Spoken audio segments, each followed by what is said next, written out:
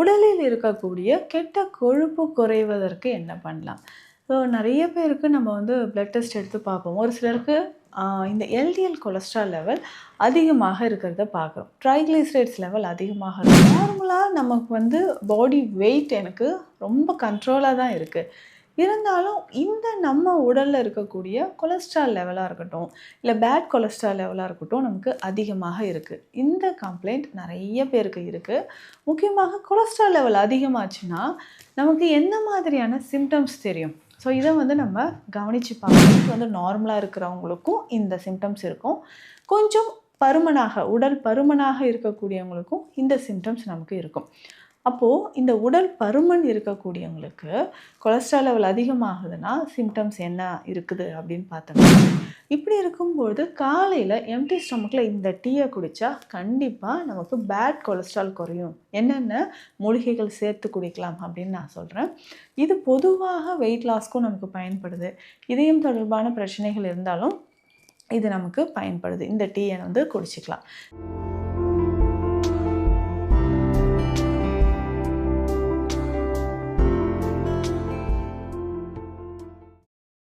பரம் நேயர்களுக்கு வணக்கம். நான் டாக்டர் நித்யா, சித்தா ஃபிசிஷியன்.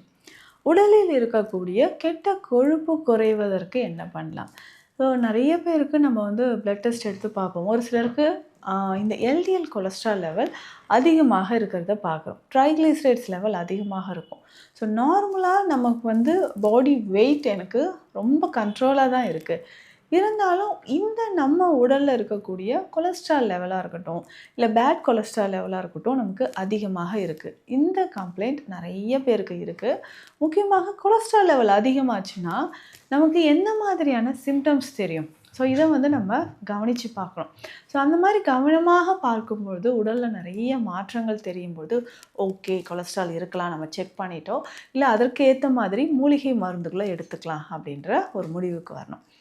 எந்த மாதிரியான சிம்டம்ஸ் நமக்கு தெரியும்? கொலஸ்ட்ரால் லெவல் அதிகமாகும்பொழுது என்னென்ன சிம்டம்ஸ் நமக்கு தெரியுன்றதை பார்க்கலாம். ஸோ வெயிட் வந்து நார்மலாக இருக்கிறவங்களுக்கும் இந்த சிம்டம்ஸ் இருக்கும். கொஞ்சம் உடல் பருமனாக இருக்கக்கூடியவங்களுக்கும் இந்த சிம்டம்ஸ் நமக்கு இருக்கும். அப்போது இந்த உடல் பருமன் இருக்கக்கூடியவங்களுக்கு கொலஸ்ட்ரால் லெவல் அதிகமாகுதுன்னா சிம்டம்ஸ் என்ன இருக்குது அப்படின்னு பார்த்தோம்னா, அதிகமான உடலில் வியர்வை வந்து உண்டாகிட்டே இருக்கும். ஸோ நடந்து போகிறோம், ஆனால் ரொம்ப வந்து அதிகமான வியர்வை வந்து நமக்கு உருவாகிற மாதிரி இருக்கிறது. அடிக்கடி மூச்சு திணறல் ஏற்படுறது.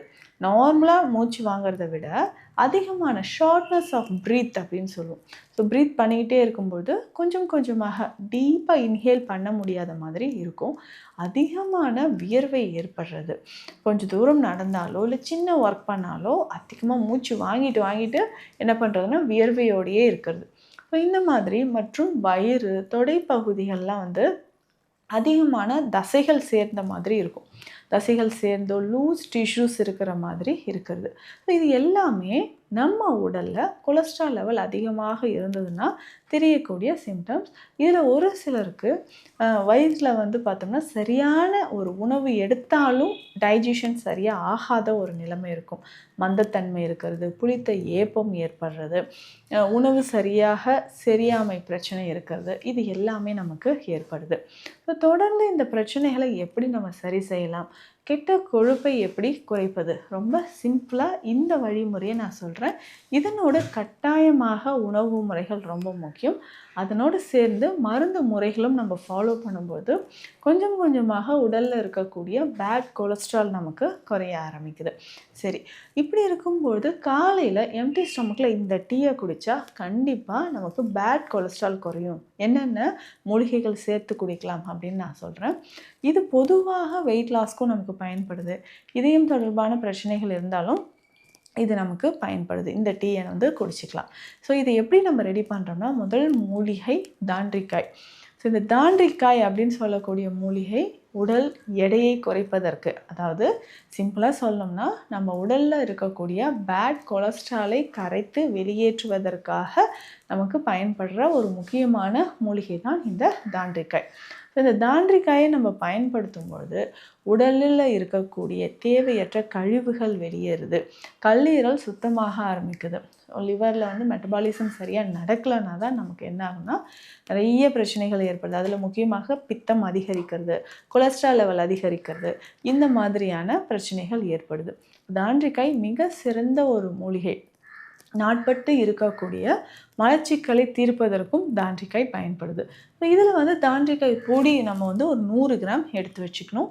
அடுத்து முக்கியமாக எலுமிச்சை புல், லெமன் கிராஸ் அப்படின்னு சொல்லுவோம். இது உடல் எடையை குறைப்பதற்கு முக்கியமான ஒரு பங்கு வகிக்குது.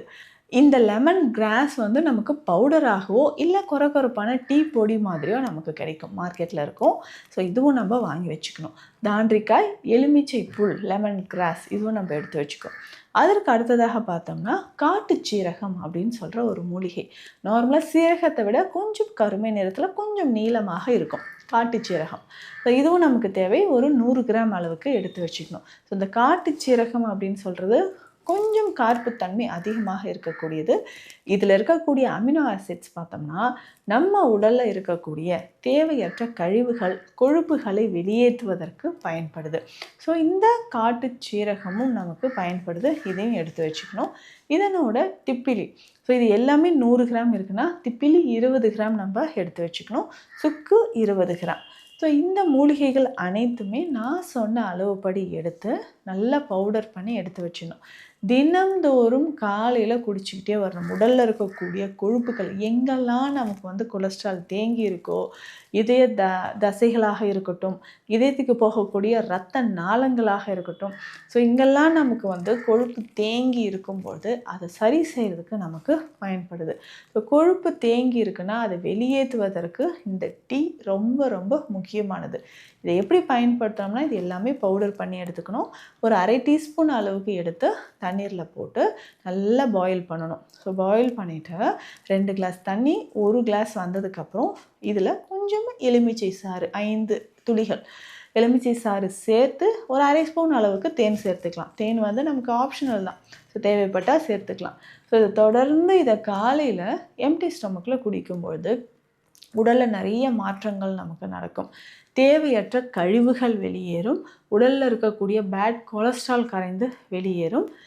நிறைய பேருக்கு நம்ம சொல்கிறோம் இல்லையா, கொஞ்சம் தூரம் நடந்தால் மூச்சு வாங்குதுங்க, உடல் எடை குறையணும், கொலஸ்ட்ரால் லெவல் குறையணும், பிளட் ப்ரெஷர் குறையிறதுக்கும் இந்த டீயை காலையில் குடிக்கலாம். ஸோ தினந்தோறும் காலையில் இந்த டீ நம்ம குடிச்சிக்கிட்டே வரும்போது கொலஸ்ட்ரால் லெவல் குறைய ஆரம்பிக்கும், நார்மலுக்கு வரும். அதே மாதிரி பேட் கொலஸ்ட்ரால் லெவல் இல்லை உடலில் கொழுப்பு சம்மந்தப்பட்ட பிரச்சனைகள் இருந்தாலும் இந்த டீயை தினந்தோறும் பயன்படுத்தலாம்.